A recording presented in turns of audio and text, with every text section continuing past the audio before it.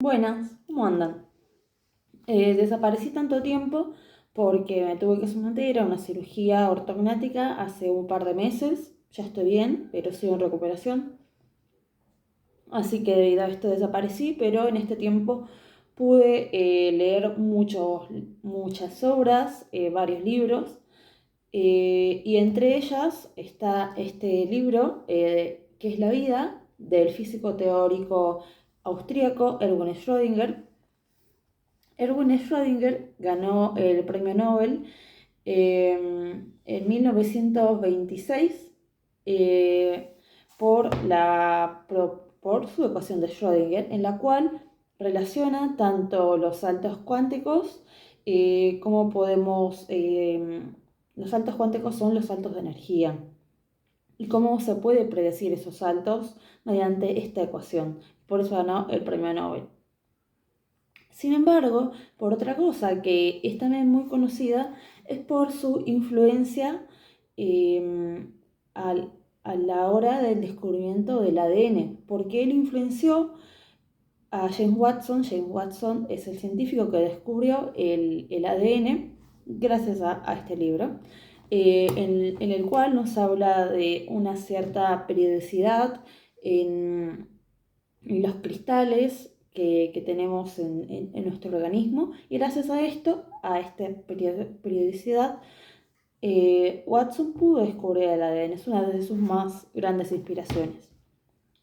Así que, sin más, podemos leer la primera parte que nos da el epílogo, donde nos preguntamos: ¿viola la vida las leyes de la física? En apariencia sí, porque las leyes de la física, tanto de la mecánica clásica newtoniana como las que estudiamos en el colegio, ¿no? Como la de la electricidad, el magnetismo y posteriormente la física cuántica, al parecer sí viola las leyes de la vida. Pero esta es una de las grandes preguntas, ¿no? Y es por eso es que este libro es tan importante, porque relaciona tanto la física como la química, como la biología, intenta dar un sentido global a todas estas ideas que se fueron desarrollando entre fines del siglo XIX y principios del siglo XX. Intenta unificarlas, integrarlas. Así que seguimos. Las respeta, en cambio, aunque no encuentre en ellas la explicación de su existencia y de su evolución. ¿Faltan aún leyes en la física, precisamente las necesarias para describir la vida? ¿Qué es lo característicamente vivo? O dicho más simplemente, ¿qué es la vida? Quizá esta es la pregunta primera, elemental, fundamental de nuestra existencia. Una pregunta que surge con impresionante sencillez, pero que, por la complejidad científica y filosófica que plantea, ha sido siempre motivo de interminables polémicas. La intención de Schrödinger en este libro es doble. Por una parte, apunta hacia un fin científico, procurando acercar el concepto de orden termodinámico al de complejidad biológica, y, por otra, irrumpiendo de lleno en el campo de la filosofía, vuelve a levantar la cuestión del determinismo y el azar frente a conceptos como la libertad, la responsabilidad individual o la creatividad. Y todo ello lo expone con diáfana claridad, de modo que toda persona preparada, aunque no especializada, pueda captar perfectamente la esencia misma de sus investigaciones y de su pensamiento. ¿Qué es la vida? Se publicó por primera vez en 1944 y es fruto de una serie de conferencias dictadas por el autor en el Institute for Advanced Studies del Trinity College de Dublín en febrero de 1943. El revuelo que levantó en su momento entre científicos y pensadores todavía no ha cesado, por lo que ya es considerado unánimemente un clásico en la materia. Y esta primera parte nos introduce de una manera excelente a el carácter de este libro. En las primeras 100-120 páginas, Schrödinger, para una persona que no esté familiarizada con los términos, con las ecuaciones, con las fórmulas, con los gráficos que se manejan dentro de la física y dentro de la química, posiblemente no lo pueda entender porque hay muchas relaciones constantes y demás que si no están familiarizados con estos temas, posiblemente no lo vayan a entender. Pero al final del libro, en las últimas páginas, y es la razón por la cual un libro científico en este canal lo estamos analizando, por la parte filosófica, porque al final de todo, al final del libro, nos recomienda el libro Filosofía Perenne del autor Aldous Huxley. Y como tenemos un poco en este canal el objetivo del tradicionalismo, del perennialismo, es acercarnos un poco más a ello, y justamente en un libro de física como lo es este, encontramos esa unión, encontramos, valga la redundancia, ese encuentro. Y por eso me pareció importante traerlos a este canal. Pero bueno, podemos seguir comentándolo. Más adelante nos habla sobre equipara a las mutaciones, a las discontinuidades genéticas, con las discontinuidades de la física, es decir, con los saltos cuánticos. Un salto cuántico es una discontinuidad. Un cuanto es un paquete de energía que puede subir o bajar su energía, pero en paquetes. Eso es un cuanto. Y él habla de estas mutaciones, que son también estos saltos biológicos evolutivos que tenemos los seres humanos, como un cuanto. Y lo relaciona de la siguiente forma. Dice, la expresión salto no quiere significar que el cambio sea especialmente importante, sino que supone una discontinuidad, en el sentido de que no hay formas intermedias entre la forma inalterada y los pocos individuos que han cambiado, es decir, los que han mutado. Tras su observación, de Bryce les dio el nombre de mutaciones. El hecho significativo es la discontinuidad. Al físico le recuerda la teoría cuántica, según la cual no hay energías intermedias entre dos niveles energéticos contiguos. Podríamos llamar la teoría de la mutación, de forma figurada, la teoría cuántica de la biología. Y acá recordamos a esta relación que él intenta hacer entre la biología, las teorías biológicas y las teorías físicas, lo cual la verdad es asombrosa la relación, la síntesis que puede hacer entre ambos, es admirable. Más adelante nos cuenta un poco la historia de la genética. Uno de los grandes, de los principales que desarrolló la genética fue el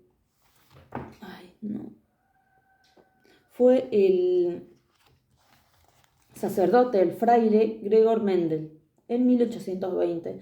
Y me parece importante hablar un poco sobre su historia, ¿no? Sobre el desarrollo, que a pesar de que él desarrolló esta teoría en 1820, la década de 1820, recién se pudo recuperar sus estudios, sus descubrimientos a fines del siglo XIX, principios del siglo XX. ¿Por qué? Porque en su momento no fue valorizado, porque era un fraile. Pero bueno, prosigamos. Este es quizás el momento apropiado para hacer un breve comentario sobre la historia de la genética. La base de la teoría, la ley de la herencia, la transmisión de las generaciones sucesivas de propiedades distintas de los padres y, más especialmente, la significativa distinción entre recesivo y dominante se deben al fraile agustino, hoy en día mundialmente famoso, Gregor Mendel. Mendel no supo nada de mutaciones ni de cromosomas. En los jardines de su convento, en Brno, experimentó con el guisante, cultivando distintas variedades, cruzándolas y observando su descendencia en la primera, segunda, tercera generación. Podría decirse que experimentó con mutantes que encontró ya preparados en la naturaleza. Publicó sus resultados en la temprana fecha de 1866 en el Instituto de la Sociedad para el Estudio de la Naturaleza de Brno. Parece que nadie se interesó por la ocupación del aficionado fraile y, a buen seguro, nadie tuvo la menor idea de que aquel descubrimiento se convertiría en el siglo XX en la piedra angular de toda una nueva rama de la ciencia, probablemente la más interesante de nuestros días. Su trabajo quedó olvidado y no fue redescubierto hasta 1900 por Corrent de Bryce o Trenchmark. En fin. Después, más adelante, como les recordaba, las primeras páginas es completamente científico y la verdad no vale la pena detenernos en ecuaciones químicas ni físicas porque hay que tener una preparación detrás para entenderlas.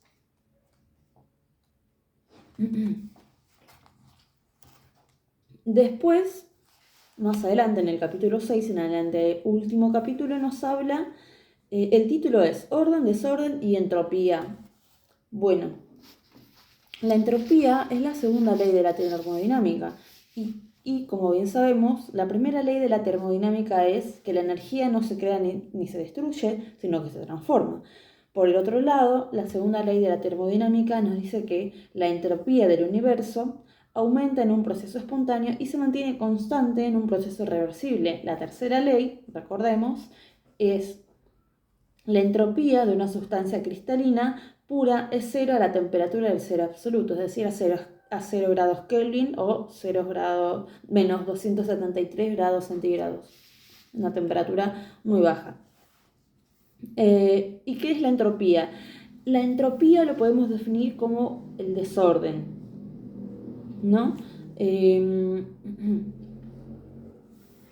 Schrödinger nos dice lo siguiente: se ha explicado que las leyes de la física, tal como las conocemos hoy en día, son leyes estadísticas y tienen mucho que ver con la tendencia natural de las cosas de ir hacia el desorden, es decir, hacia la entropía.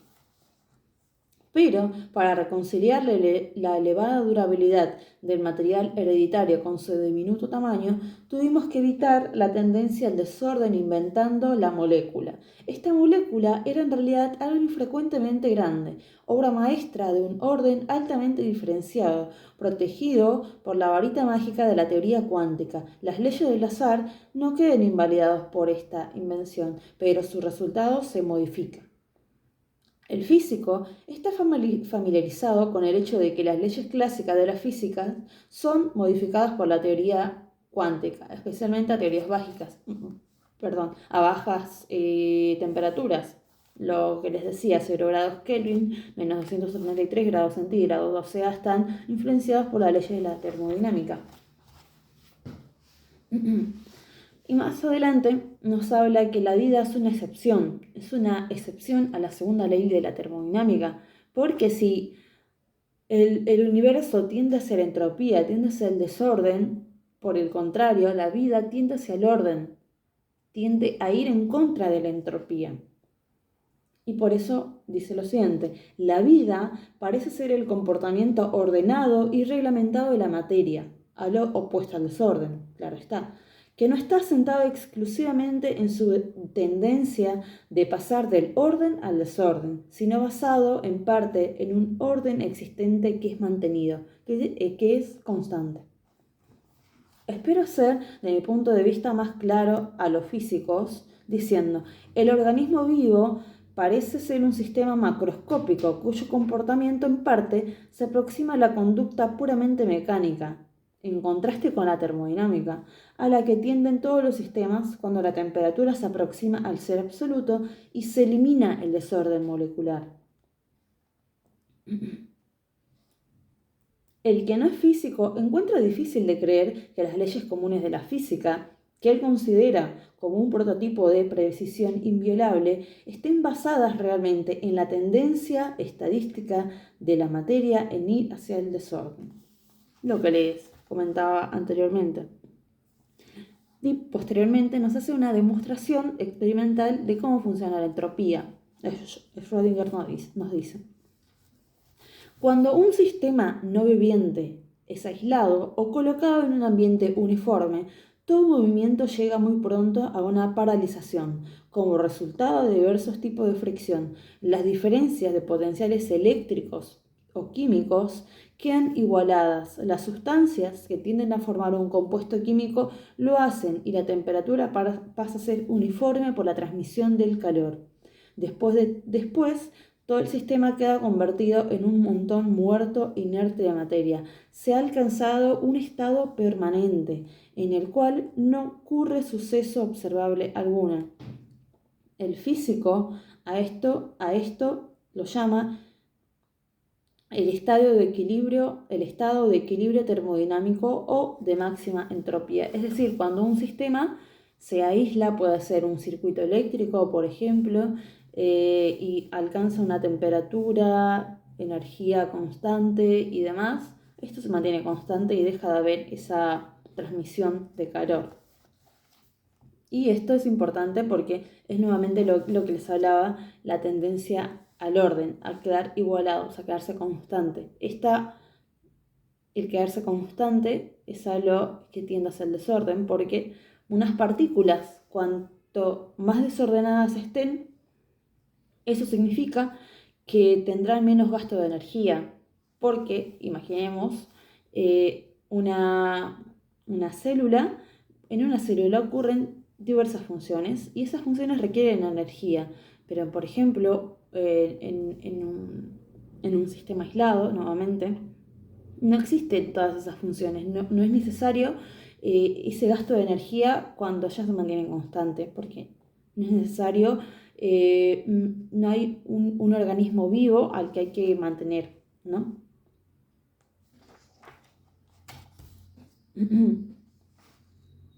Más adelante nos habla sobre la entropía negativa, que es lo contrario a la entropía de la que veníamos hablando, la que tiende hacia el desorden. Nos dice lo siguiente: un organismo vivo evita la rápida degradación al estado inerte de equilibrio y precisamente por ello se nos antoja tan enigmático. Es decir, la vida es realmente un enigma. Tanto es así que desde los tiempos más remotos del pensamiento humano se decía que una fuerza especial, no física o sobrenatural, operaba en el organismo y algunas personas todavía piensan así. Es decir, nuevamente lo que les decía, la vida desafía las leyes de la termodinámica, desafía la entropía. Entonces después nos podemos hacer la pregunta: ¿qué se gana intercambiando átomos? ¿Qué se gana intercambiando energía en un organismo vivo? Y nos dice, ¿qué es entonces ese precioso algo contenido en nuestros alimentos y que nos defiende de la muerte? Esto es fácil de contestar. Todo proceso, suceso o acontecimiento, en una palabra, todo lo que pasa en la naturaleza, significa un aumento de la entropía de aquella parte del mundo donde ocurre. Por lo tanto, un organismo vivo aumentará continuamente su entropía o, como bien puede decirse, produce entropía negativa. Solo puede mantenerse lejos de ella, es decir, vivo, extrayendo continuamente entropía negativa de su medio ambiente, lo cual es algo muy positivo, como enseguida veremos.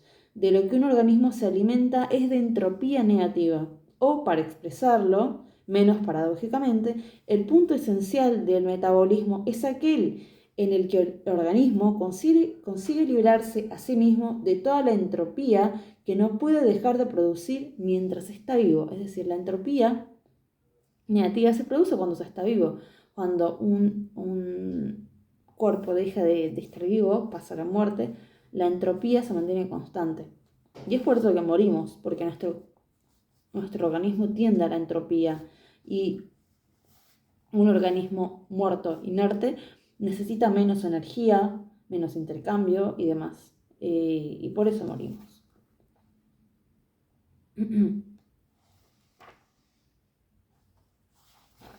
Bueno, después podemos hablar más puntualmente de las unidades en las que podemos calcular la entropía, lo cual no considero necesario en un video de este carácter.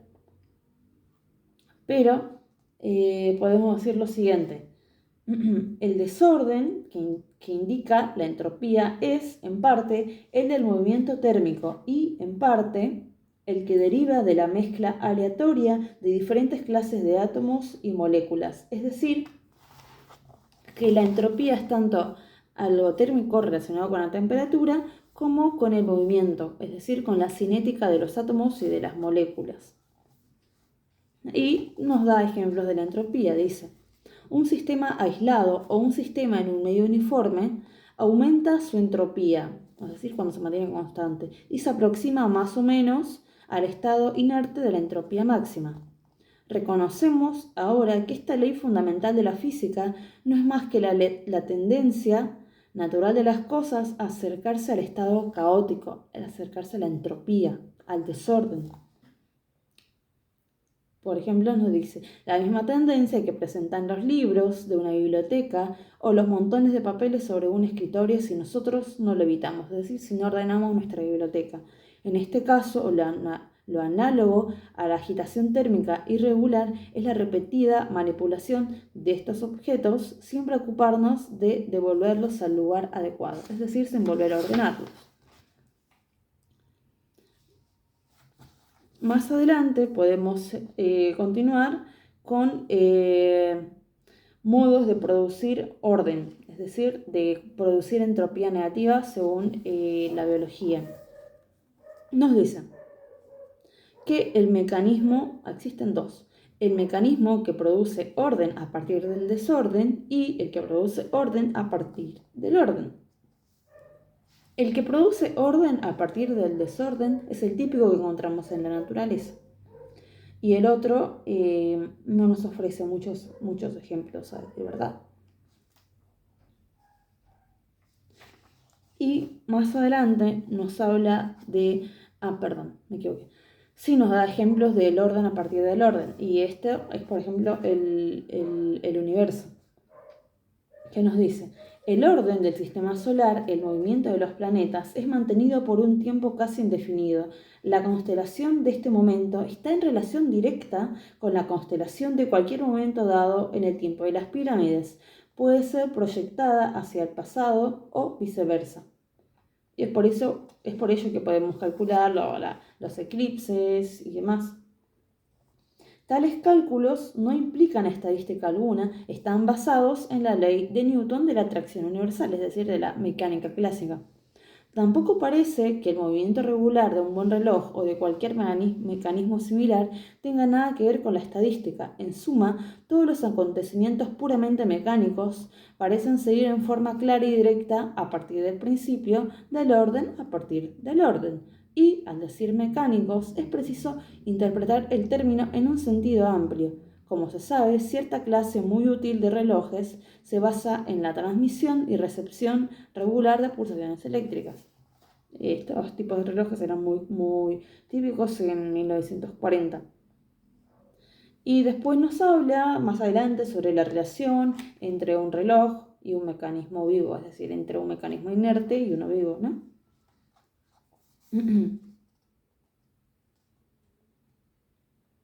De acá hablamos de la contribución importante hacia la teoría de Dawson, del biólogo que descubrió Watson, el biólogo que descubrió el ADN. Dice, se parecen sobre la relación que hay entre un reloj y un organismo vivo, que sencilla y únicamente porque la base de este último, es decir, sobre un organismo vivo, también es un sólido, un cristal aperiódico que forma la sustancia hereditaria. Esto de los cristales se ve en química. Si gustan entender esto, busquen videos sobre cristales de química y seguramente lo vayan a entender, no es tan difícil. El cristal aperiódico que forma la sustancia hereditaria, es decir, el ADN, que más tarde se descubrió, el cual está protegido del desorden que proviene del movimiento térmico. Pero que no se me acuse de llamar a las fibras cromosómicas los dientes de rueda de la máquina orgánica, al menos no sin hacer referencia a las profundas teorías físicas en las cuales se basa el mismo. Porque, en efecto, se necesita menos retórica todavía para mencionar la diferencia fundamental entre ambas y justificar los epítetos, antes empleados, de novedoso y sin precedentes del caso biológico. Las características más notables son, en primer lugar, la singular distribución de los dientes en un organismo pluricelular. En segundo lugar, la circunstancia de que el diente aislado no es el resultado del burdo trabajo humano, sino la más fina y precisa obra maestra conseguida por la mecánica cuántica de él, lo que llama Schrödinger el Señor. Así que, nuevamente, nos compara a cómo un reloj fue creado por el ser humano, mientras que un organismo pluricelular como somos nosotros es algo completamente fino, preciso, exacto, que va más allá del entendimiento humano y que él lo llama el Señor. Para una persona religiosa sería Dios, ¿no?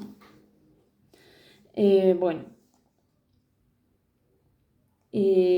Más adelante nos habla sobre cómo esta organización que tienden los mecanismos vivos está en contra del libre albedrío. Libre albedrío es una de las bases del catolicismo, como bien sabemos, y nos dice.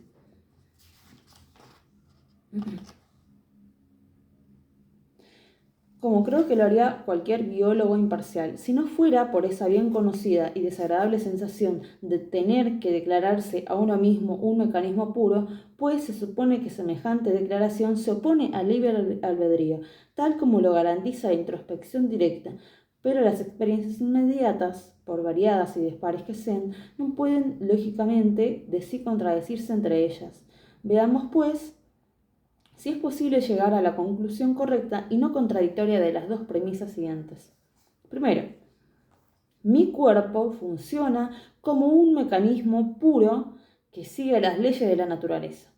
Segundo, sin embargo, mediante la experiencia directa incontrovertible, sé que estoy dirigiendo mis movimientos, cuyos efectos preveo y cuyas consecuencias pueden ser fatales y de máxima importancia, caso en lo cual me siento y me hago enteramente responsable de ellas. Es decir, por un lado, seguimos la ley de la naturaleza, pero por el otro lado tenemos la capacidad de esas reglas de la naturaleza, esos mecanismos, poder usarlas a nuestro favor y calcular sus consecuencias, sus efectos.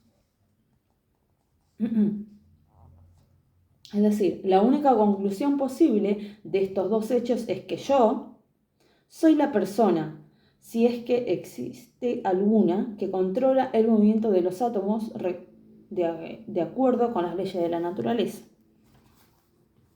Y más adelante nos da unas consideraciones, ya que empezamos a hablar sobre el yo, y nos da una relación entre las diferentes culturas y religiones.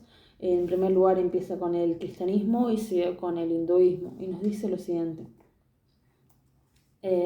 Esto, lo que acabamos de leer, dice: decir en la terminología cristiana, por lo tanto, yo soy Dios Todopoderoso, es decir, yo soy el Señor que maneja la ley de la naturaleza, resulta blasfemo y extravagante. Un católico podrá afirmar esto mismo. Pero dejemos a un lado este aspecto por el momento y consideremos si la deducción anterior no es acaso la más aproximada que un biólogo puede alcanzar para comprobar a la vez la existencia de Dios y de la inmortalidad. Y procede con la comparación con el hinduismo. Esta penetración no es nueva. Las primeras noticias referentes a ella que conozco datan de hace unos 2500 años, a partir de las primeras grandes Upanishads. Los Upanishads son textos, relatos míticos hindúes. La identificación Atman, Brahman, es decir, el yo personal, el yo como persona, equivale tanto al yo omnipresente que lo abarca todo. Para nosotros sería Dios, o sea, yo, el yo persona, el yo individuo, es igual al yo Dios.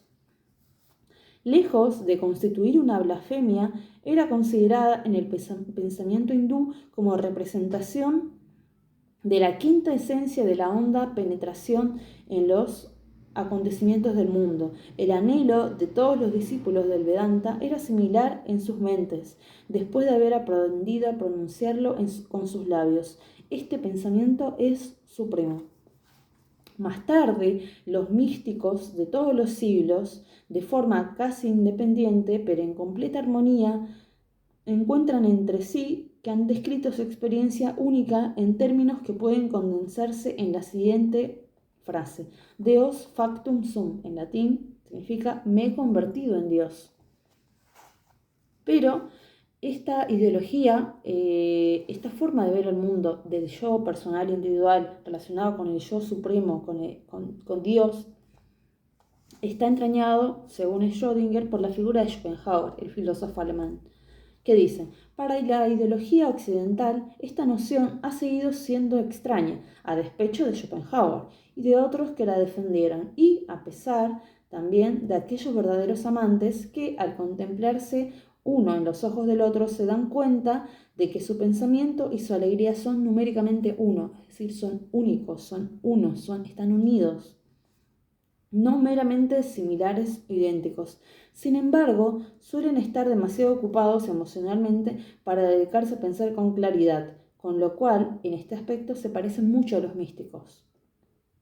Y bueno, me parece espectacular esta relación que hace entre Schopenhauer, los místicos de la Edad Media, con la relación entre las Upanishad hindúes. Es realmente maravilloso.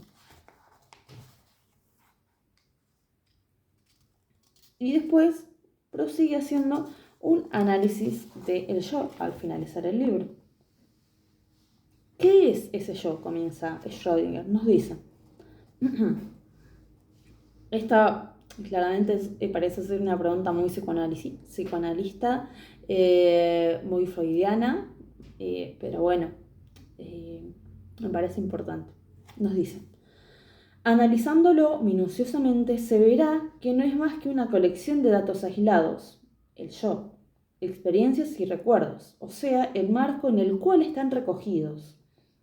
En una introspección detenida, se encontrará que lo que en realidad se quiere decir con yo es ese material de fondo sobre el cual están coleccionados. Puede usted llegar a un país lejano, perder de vista a sus amigos, olvidarlos casi del todo, gana nuevos amigos y comparte la vida con ellos, con tanta intensidad como jamás lo había hecho con los anteriores. Cada vez será menos importante que, mientras usted vive su vida, se acuerde todavía de la antigua. El joven el que yo fui, puede usted decir, hablar de él en tercera persona.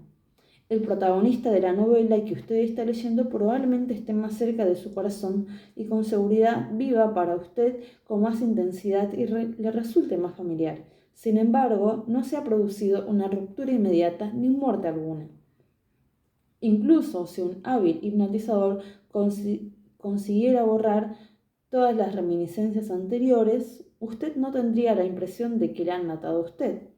En ningún caso habría que deplorar la pérdida de una existencia personal, ni jamás habrá que deplorarla. Es decir, el yo es al final ese que se basa en las experiencias, en los recuerdos, en lo que nos cuentan nuestros padres, en lo que nos cuenta nuestro entorno, en lo que nos cuenta una nación, los mitos que se transmiten. Acá en América los mitos de la independencia y demás. Y bueno, ese me parece un análisis oportuno del yo. Pero antes de finalizar este video, me parece importante analizar qué es lo que dice Schrödinger sobre Aldous Huxley, el que escribió la filosofía perenne, lo cual les comenté es el punto en lo cual pude unir a este libro tan físico, tan científico, con el carácter de este canal. Y nos dice lo siguiente: el punto de vista expresado aquí se empareja con el que Aldous Huxley ha denominado de forma muy apropiada filosofía perenne.